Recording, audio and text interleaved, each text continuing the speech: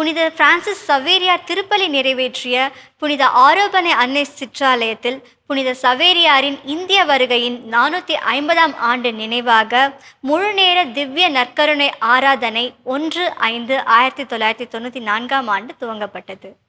இப்போ நான் நிற்கிற இந்த இடம் பேராலயத்தினுள் மறைசாட்சி தேவசகாயம் அவர்களுடைய கல்லறை இருக்கிற இடம். 1752 வருஷம் ஜனவரி 14ஆம் நாள் மறைசாட்சி தேவசகாயம் அவர்கள் காற்றாடி மலையில் சுட்டு கொல்லப்பட்டார். அவருடைய உடல் பாகங்களை இங்கே எடுத்துகிட்டு வந்து அடக்கம் செஞ்சாங்க. கல்லறை மேலே அவருடைய எலும்புகளோட சில துண்டுகள் மக்களோட வணக்கத்திற்காக வைக்கப்பட்டிருக்கிறத நம்ம பார்க்க முடியும்.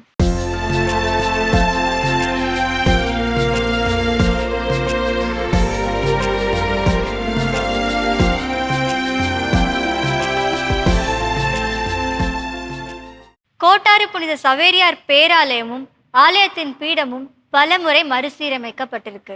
1600 இங்கே பங்கு தந்தையாக இருந்த அந்திரேயா புச்சேரி இயேசு சபை அவர்கள் இங்கே அந்த இடத்தில் ஒரு மூவொரு இறைவன் ஆலயம் என்று கட்டி எழுப்பினாலும் மக்கள் இதை புனித சவேரியார் ஆலயம் என்றுதான் அழைத்தார்கள்.